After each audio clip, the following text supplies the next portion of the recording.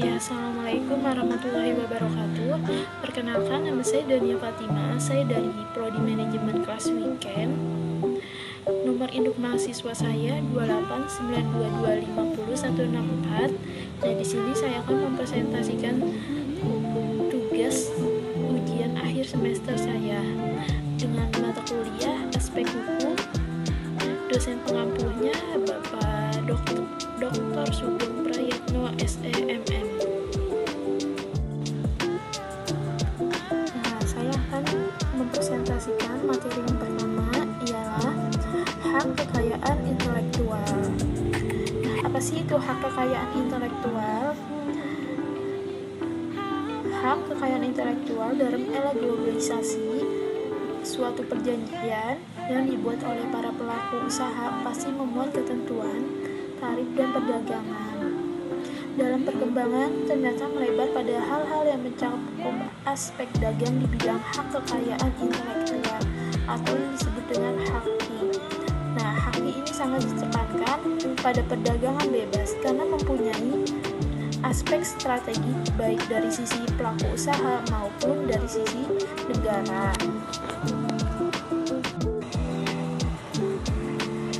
Nah, HAKI bisa dilihat dari aspek hukum kebendaan termasuk benda tidak berwujud karena dapat dialihkan. HAKI ini berfungsi yang pertama, melindungi inovasi, kreativitas, serta untuk memberikan imbalan terhadap siapa saja atas sesuatu penemuan, desain, dan merek. Yang kedua, memberikan hak eksklusif dalam jangka waktu tertentu. HAKI bila dipandang dari segi ekonomi berarti bicara mengenai persaingan.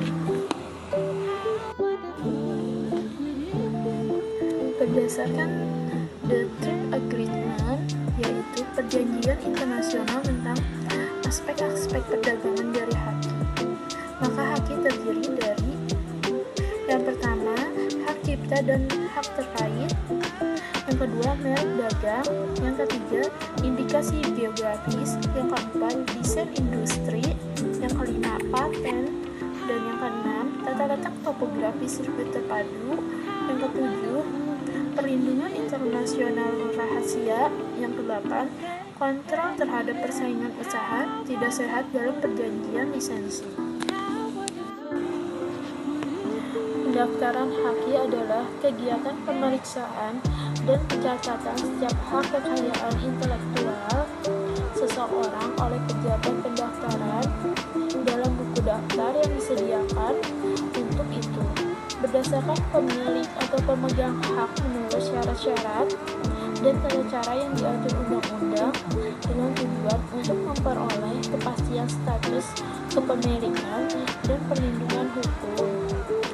Sebagai bukti pendaftaran maka diterbitkan sertifikat HAKI. Nah, hak cipta. Hak cipta adalah eksklusif bagi pencipta untuk mengumumkan atau memperbanyak ciptaannya dalam bidang ilmu pengetahuan, seni, dan sastra yang antara lain dapat terdiri dari buku, program komputer, ceramah, kuliah, pidato, dan ciptaan lain yang sejenisnya dengan itu, serta hak terkait dengan hak cipta bagi kebanyakan karya cipta berlaku untuk selama hidup pencipta dan 50 tahun setelah meninggalnya si pencipta. Dalam pasal 12 Undang-Undang Nomor 19 Tahun 2002 tentang hak cipta menetapkan ciptaan yang termasuk dilindungi oleh hukum hak cipta di Indonesia adalah yang pertama, buku, program komputer, pamflet, perwajahan atau layout, karya tulis yang diterbitkan, dan semua hasil karya tulis lain. Yang kedua, ceramah, kuliah, pidato, dan ciptaan lain yang sejenis dengan itu. Nah, yang ketiga, alat peraga yang dibuat untuk kepentingan pendidikan dan ilmu pengetahuan. Yang keempat, lagu atau musik dengan atau tanpa teks. Yang kelima, drama atau drama musikal, tari, koreografi, pewayangan, dan pantomim. Yang Keenam, seni rupa dalam segala bentuk seperti seni lukis, gambar, seni ukir, seni kaligrafi, seni pahat, seni patung, kolase, dan seni terapan. Yang ketujuh, arsitektur. Yang kedelapan, peta. Yang kesembilan, seni batik. Yang kesepuluh, fotografi. Yang ke-11, terjemah, tafsir, saduran, bunga rampai, database, dan karya lain dari hasil penglihwujudan. Selanjutnya, merek. Apa sih itu merek? Merek adalah sesuatu gambar atau nama yang dapat digunakan untuk mengidentifikasi suatu produk atau perusahaan di pasaran.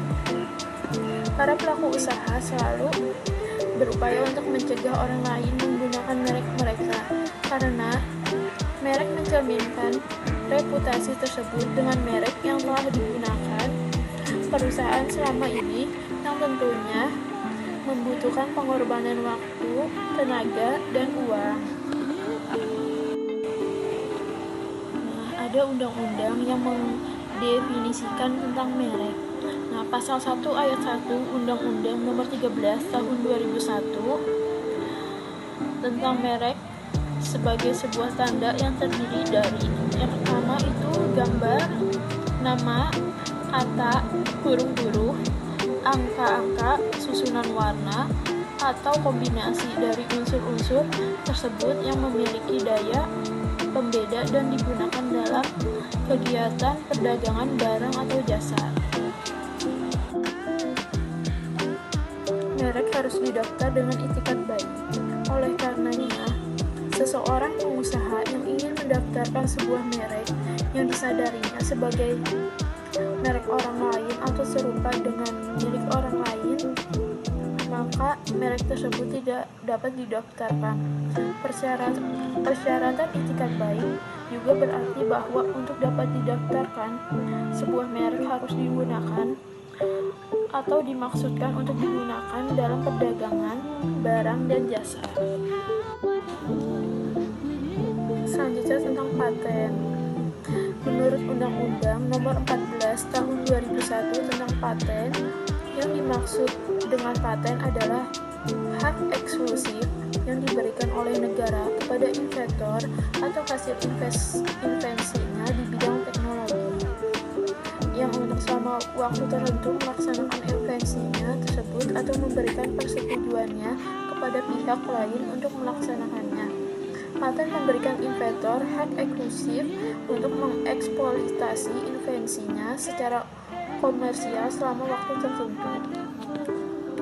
Dan oleh karenanya, paten juga memberikan hak kepada inventor untuk melarang pihak lain membuat, menggunakan, dan menjual invensinya yang telah dilindungi paten tanpa persetujuan pemegang paten.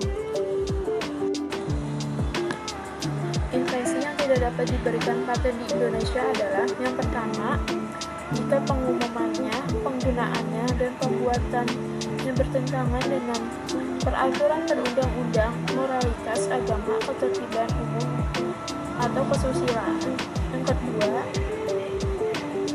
untuk metode pemeriksaan, perawatan, pengobatan, dan pembedahan yang diterapkan terhadap manusia dan atau hewan.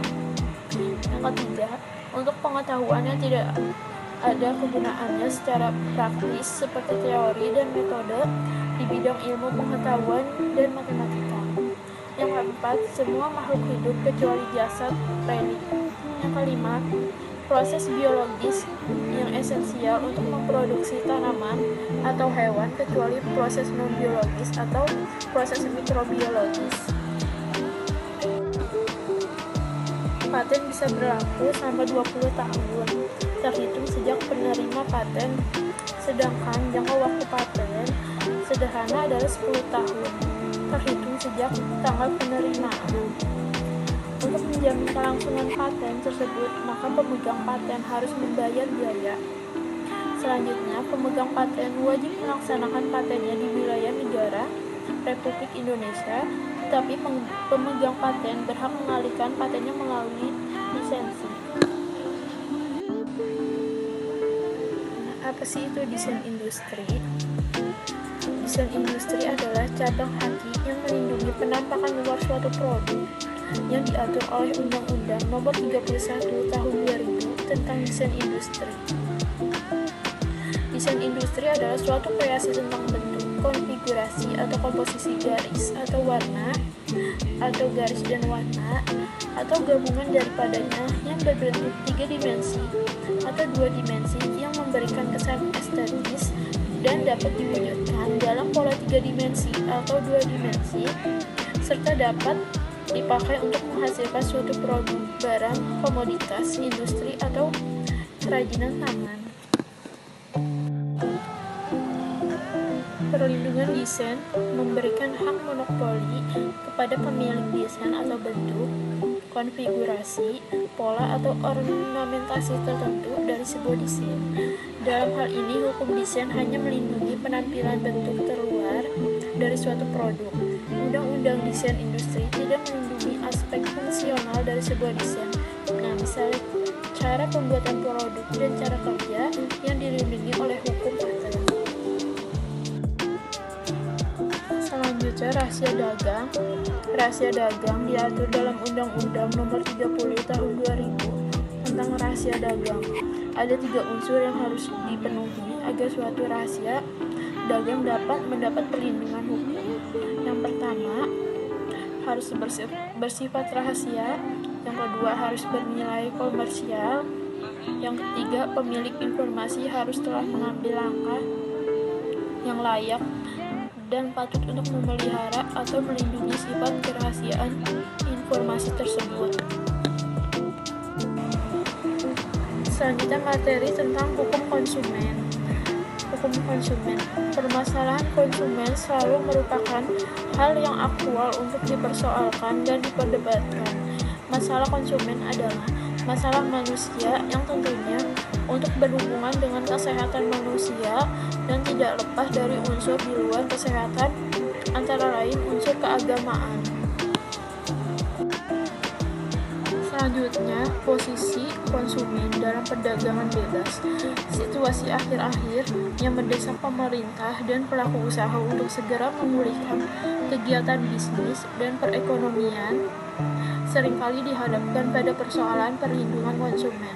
Pasokan barang dan jasa melalui kegiatan promosi yang gencar tidak selamanya dapat dipahami dengan baik oleh masyarakat, dan bahkan seringkali mengakibatkan masyarakat menjadi korban. Sifat berpikir objektif seringkali dikalahkan oleh kegiatan promosi yang menggebu-gebu dengan berbagai teknik promosi yang dikemas sedemikian rupa sehingga mengubur sikap rasional konsumen.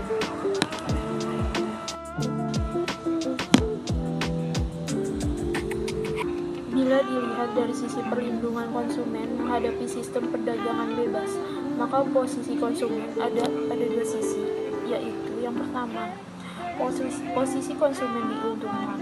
Hal ini disebabkan karena perdagangan bebas telah mengakibatkan begitu banyak pilihan bagi konsumen mengenai jenis serta macam barang maupun harga. Yang kedua, posisi konsumen dirugikan dengan masih lemahnya pengawasan di negara berkembang tentang standarisasi mutu barang dan masih lemahnya peraturan yang berlaku di negara berkembang dapat mengakibatkan negara-negara berkembang tersebut menjadi sasaran tujuan bagi barang-barang reject yang di negara maju tidak memenuhi persyaratan pasar. Hak dan kewajiban konsumen produsen. Hukum, khususnya hukum ekonomi, mempunyai tugas untuk menciptakan keseimbangan antara kepentingan konsumen, pengusaha, masyarakat, dan pemerintah. Undang-Undang Nomor 8 Tahun 1999 tentang perlindungan konsumen secara tegas menyebutkan bahwa pembangunan ekonomi nasional pada era globalisasi harus mampu menghasilkan aneka barang dan jasa yang memiliki kandungan teknologi yang dapat menjadikan sarana penting kesejahteraan rakyat dan sekaligus mendapatkan kepastian atas barang dan jasa yang diperoleh dari perdagangan tanpa mengakibatkan kerugian konsumen. Selanjutnya, materi tentang hukum persaingan usaha. Masalah persaingan usaha sesungguhnya adalah merupakan urusan antara para pelaku dunia usaha di mana negara tidak ikut campur. Namun demikian mengingat bahwa dalam dunia usaha perlu diciptakan level playing field yang sama antara pelaku usaha, maka pada akhirnya negara sangat diperlukan untuk ikut campur. Keterlibatan negara di bidang hukum termasuk masalah yang bersifat perdata dilakukan sepanjang ada pihak yang lemah yang perlu dilindungi agar terhindar dari tindakan eksploitasi oleh pihak yang kuat. Perjanjian yang dilarang. Sebagaimana disebutkan dalam Undang-Undang Larangan Praktek Monopoli dan Persaingan Usaha Tidak Sehat, maka perjanjian adalah suatu perbuatan dari satu atau lebih pelaku usaha untuk mengingatkan diri terhadap satu atau lebih pelaku usaha lain dengan nama apapun, baik tertulis ataupun tidak tertulis. Selanjutnya, perjanjian oligopoli. Pasal 4 ayat 1 dan 2, perjanjian yang bersifat oligopoli serta monopoli adalah perjanjian yang dilarang, di mana disebutkan bahwa pelaku usaha dilarang melakukan perjanjian dengan pelaku usaha lain untuk secara bersama-sama melakukan pengusahaan produksi dan atau pemasaran barang dan atau jasa yang dapat mengakibatkan terjadinya praktek monopoli dan atau persaingan usaha tidak sehat. Perjanjian penetapan harga pasal 5, 6, 7, dan 8. Perjanjian untuk penetapan harga juga merupakan salah satu bentuk perjanjian yang dilarang oleh Undang-Undang tentang Larangan Praktek Monopoli dan Persaingan Usaha Tidak Sehat. Perjanjian pembagian wilayah pasal 9. Pelaku usaha dilarang membuat perjanjian dengan pelaku usaha pesaingnya yang bertujuan untuk membagi wilayah pemasaran atau alokasi pasar terhadap barang dan atau jasa sehingga dapat mengakibatkan terjadinya praktek monopoli dan atau persaingan usaha tidak sehat. Nah, yang dimaksud dengan pembagian wilayah pemasaran atau alokasi pasar di sini adalah yang pertama, membagi wilayah untuk memperoleh atau memasok barang dan atau jasa, atau menetapkan dari siapa saja dapat memperoleh atau memasok barang dan atau jasa. Kegiatan yang dilarang dalam Undang-Undang Nomor 5 Tahun 1999 tentang larangan praktek monopoli dan persaingan usaha tidak sehat, kegiatan yang dilarang untuk dilakukan oleh pelaku usaha adalah yang pertama, kegiatan monopoli pasal 17, yang kedua, kegiatan monopsoni pasal 18, yang ketiga, kegiatan pengusahaan pasar. Selanjutnya, yang terakhir, penegakan hukum. Sanksi yang dapat dijatuhkan kepada pelaku usaha yang melanggar ketentuan dapat berlaku sanksi administratif dan atau sanksi pidana. Dalam Undang-Undang Larangan Praktek Monopoli dan Persaingan Usaha Nomor 5 Tahun 1999 dibentuk suatu komisi yang bernama Komisi Pengawasan Persaingan Usaha Tidak Sehat atau disebut KPPU, yang sangat diharapkan agar dapat menegakkan hukum secara lebih baik. Sekian materi yang saya sampaikan. Kurang lebihnya saya mohon maaf jika banyak kata-kata yang kurang berkenan. Di sini saya masih belajar. Sekian, terima kasih. Wassalamualaikum.